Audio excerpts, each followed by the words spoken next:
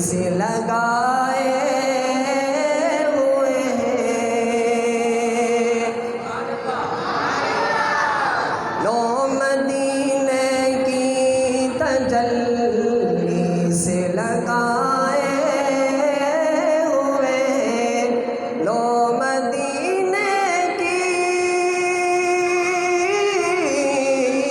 لو مدینے کی تجلی سے لگائے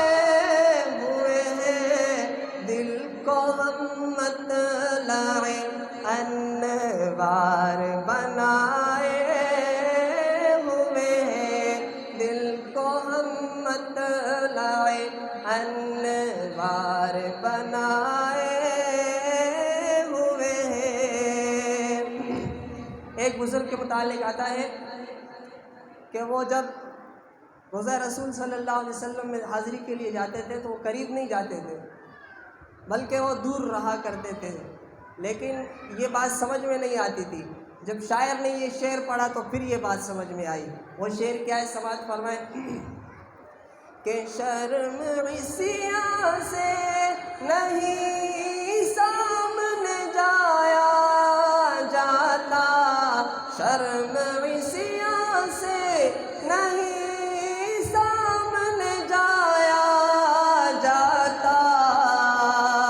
یہ بھی کیا کم ہے تیرے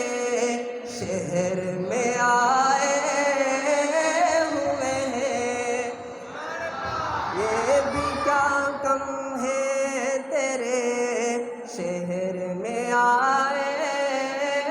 ہوئے ہیں، لو مدینے کی تجلی سے لگائے ہوئے ہیں۔ ایک عاشق رسول کی تمنا جب وہ مدینہ منورہ جاتا ہے، اللہ ہم سب کو جانا نصیب فرمائے، تو اس کی تمنا کیا ہے، جب وہ رات کے ٹائم پہ مدینہ منورہ کے کونے پہ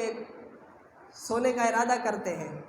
ان کی تمنا سماعت فرمائے کہ ایک جھلک آج دکھا، ایک جھلک آج دکھا گنبد خضرا کے مکین، کچھ بھی ہے دور سے، کچھ بھی ہے دور سے دیدار کو آئے ہوئے ہیں، کچھ بھی ہے دور سے دیدار کو آئے ہوئے ہیں، لو مدینے کی تجلی سے لگائے ہوئے ہیں۔ بعض لوگ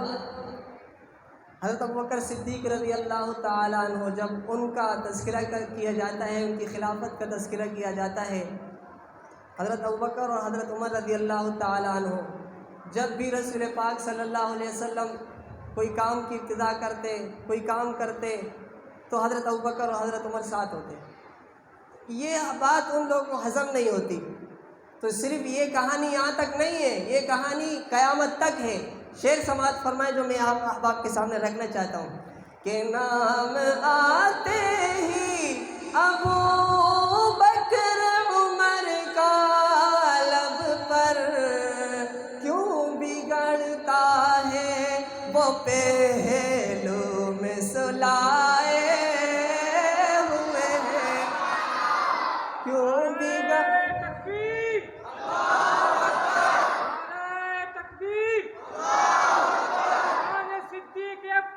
زندہ باد، فاروق اعظم زندہ باد۔ اگلا شعر آخری سماعت فرمائیں، تیری نسبت ہی تو ہے، تیری نسبت ہی تو ہے جس کی بدولت ہم لوگ پرفتن دور میں، پرفتن دور میں ایمان بچا